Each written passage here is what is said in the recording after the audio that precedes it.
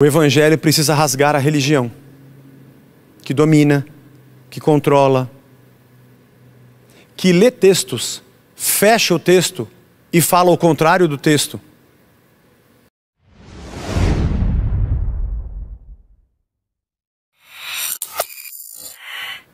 Esses caras estão abraçados com César para que o povo seja usado como gado e rebanho e não se levante contra. César permitia que tivesse o sinédrio. Quando Jesus foi preso, foi o capitão do templo. O capitão do templo e o soldado. Como é que tinha capitão e soldado no templo? Roma permitia que o sinédrio tivesse, entre aspas, os seus guardas, o seu julgamento particular, aonde devia rolar toda a corrupção possível.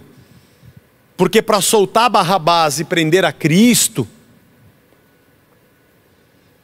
você precisa entender que a lógica da operação dos dominadores do mundo que oprimem o povo, a lógica política de se locupletar da sua posição para beneficiar a si mesmo, mantendo o povo escravo, precisa de um interlocutor religioso que tem uma ascensão mística de controle para que isso aconteça com os mais fracos. Mas eu não estou falando dos nossos dias, eu estou falando dos dias de Jesus. Qualquer semelhança é mera coincidência. Se você não entende, leia você. Leia sem filtros. Leia em várias versões. Leia o capítulo 2 e 3 de Lucas com muita calma. Leia todos os evangelhos. Leia o que disse Paulo, leia o que disse Pedro, leia o que disse João na sua primeira epístola. Por isso Jesus propõe 3 parábolas aqui. A primeira ele disse: ninguém tira um remendo de um tecido novo para colocar numa roupa velha. Primeira coisa que ele está dizendo: a roupa está velha e furada. A religião de vocês já passou. Ela está velha, rasgada e furada. Tem algo novo chegando. Se você ler esse mesmo texto em Mateus 9 e em Marcos 2, você vê detalhes, não diferentes, mas uma explicação que eles colocam, porque aqui Lucas diz assim: não dá para fazer um furo numa roupa nova, não tem cabimento, ela é uma roupa nova. Jesus está dizendo que o novo é melhor do que o velho. Você precisa entender isso, porque é o que ele falou. Você vai estragar a nova e vai colocar um remendo que não vai ornar na velha. O que Mateus e Marcos ainda dizem é que tem um problema aqui. É que a roupa velha não vai encolher, mas a nova ainda encolhe. E aí, quando encolher aquele pedaço novo, ele vai repuxar a costura e vai aumentar ainda mais o buraco da velha.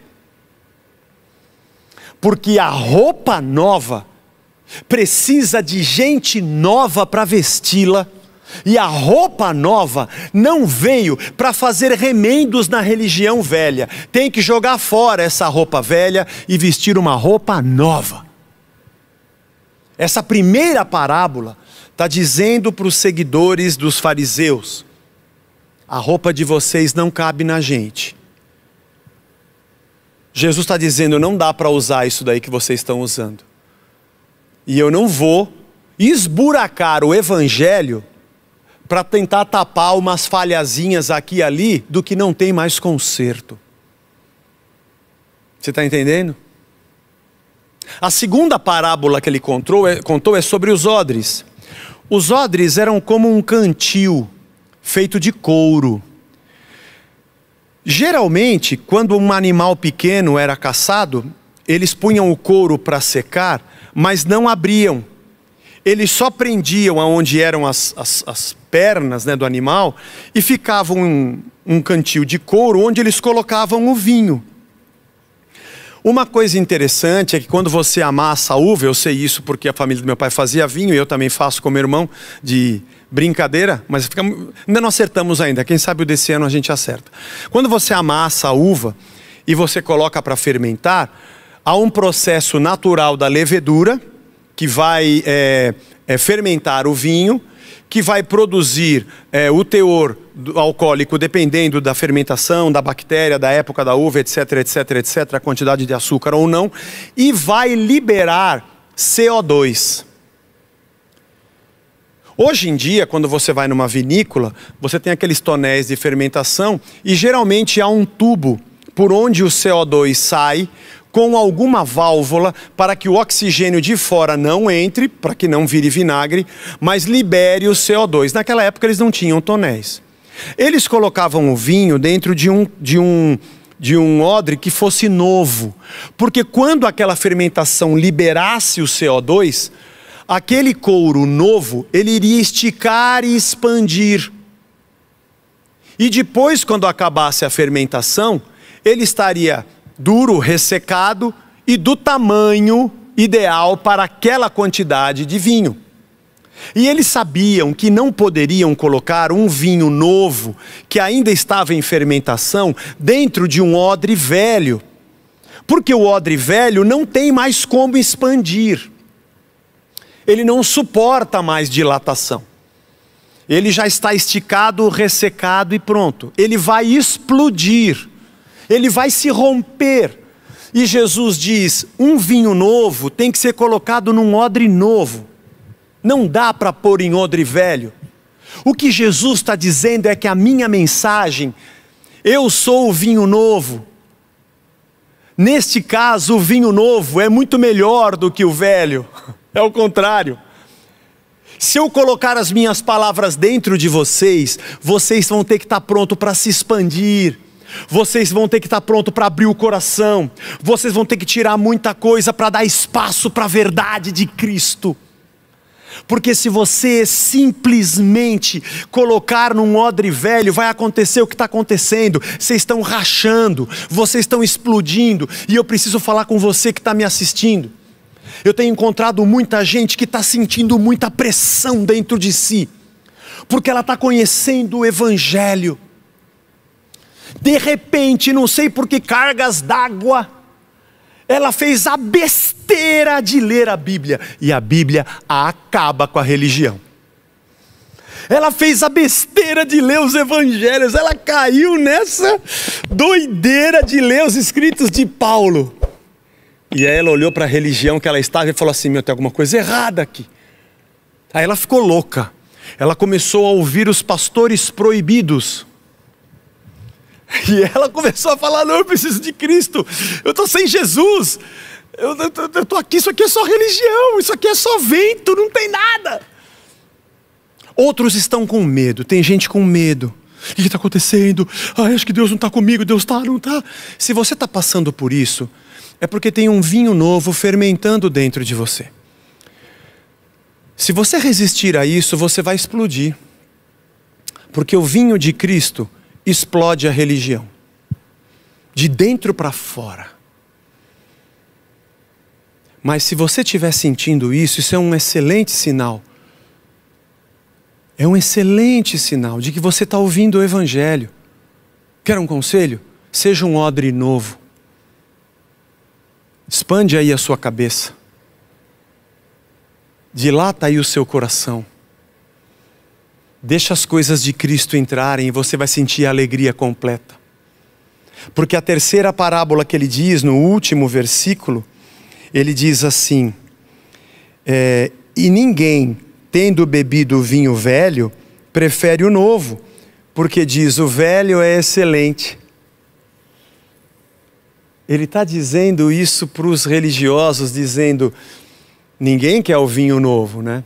Eles querem o velho, que já está fermentado, né? Já está docinho, pouco, não tão ácido. Não é verdade? É o que vocês estão fazendo. Vocês não querem receber o que é novo. O que é novo incomoda vocês. O que é novo desfaz essas castas de domínio. O que é novo não tem essas ligações corruptas que vocês têm. O que é novo não tem esse tipo de abordagem da interpretação da lei para benefício da religião como vocês fazem. Esse novo que chega, se vocês aceitarem, ele vai explodir tudo isso. Aliás, Jesus disse que o templo seria destruído e reconstruído em 3 dias.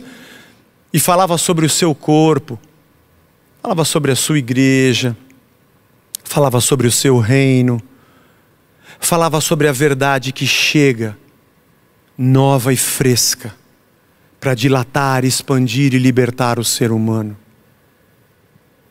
O Evangelho de Jesus Cristo não é uma tábua de práticas, de regras externas, para que eu fique fazendo jejuns e cumprindo a lei, mas por dentro seja um odioso, que coloco para fora meretrizes, publicanos, pecadores, paralíticos, sogra de Pedro, os pobres que estavam lá na Galileia, dos gentios, aliás, né? Os leprosos.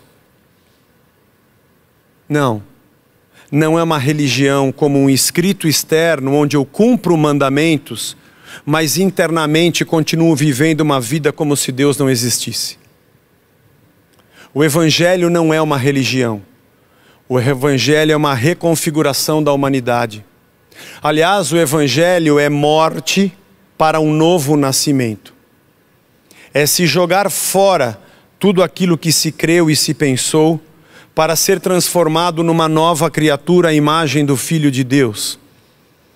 É estar pronto para dizer: eu vou deixar tudo para trás, quem quiser vir após mim, negue-se a si mesmo, negue-se a si mesmo. Por isso que Jesus não tinha problema de sentar com publicanos, meretrizes, pecadores, porque afinal de contas, para me seguir, todos eles vão ter que negar a si mesmos. Eu posso sentar na mesa com eles, eu posso abraçar, bater papo, e quando eu levantar e disser querem me seguir, não importa do jeito que ele chega, ele vai ter que jogar fora ele mesmo. Assim também para mim e assim também para você. Portanto, o Evangelho precisa rasgar a religião, que domina, que controla, que lê textos, fecha o texto, e fala o contrário do texto. De pessoas que são súditos, com Ave César e Heil Hitler. O Evangelho é uma nova vida. E eu convido a você, irmão meu da Casa da Rocha, como eu sempre digo, minha responsabilidade como pastor da casa, para dizer: dilate-se. Não seja um odre velho. Jesus não veio, você tem que vir para Jesus para consertar a sua vida. Pode esquecer. Você tem que ir a Jesus para jogar fora a sua vida. Aquela pessoa é perfeita, é tão boa, só falta uma coisinha ou outra. Não venha colocar remendo novo em pano velho. Você precisa de um novo nascimento. Jesus não é alvo da minha campanha para resolver uma coisinha aqui e outra ali com um remendo novo num pano velho. Ele não quer consertar o joelho da minha calça, Ele quer consertar o meu coração. Ele não quer colocar uma meia sola no meu sapato. Ele quer mudar a minha mente, a minha alma. Ele quer gente que morreu para nascer de novo.